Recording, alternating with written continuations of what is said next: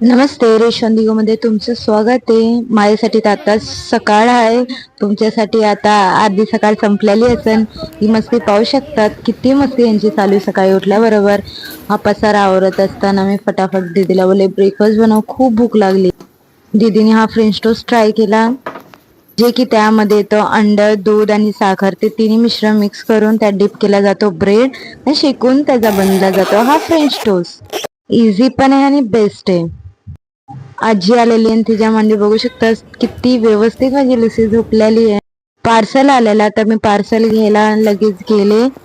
Parcel मध्ये काय तुम्हाला उद्या नक्की दाखवेल. का मागवलेलं हे सांगितलं ना तुम्हाला खूप हसायला येईल. दुपारी आमचा टाइम नव्हता जात आणि दीदीला पण घरी जायचं होतं, तर मी विचार केला दीदीचा फेशियल करूया.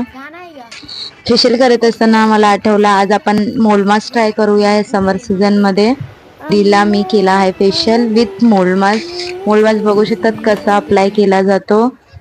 त्यात व्यवस्थित पाणी टाकून आणि चांगल्याने मिश्रण करून त्या पूर्ण फेसवर अप्लाय केला जातो. आणि समर मध्ये करणं मला तर असं वाटतं बेस्ट आहे. जास्त पाणी पण यूज केलं ना तर तो व्यवस्थित मोल नाही होणार, म्हणून आपण नॉर्मलच पाणी यूज करायचा आणि नंतर त्याला 15 मिनिट सुकू द्यायचा. हे तुम्ही बघू शकता किती व्यवस्थित पील होत आहे.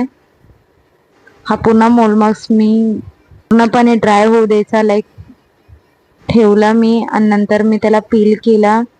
त्याने काहीच हार्म होत नाही. संध्याकाळी माझ्या घरी आली होती माझी आजी.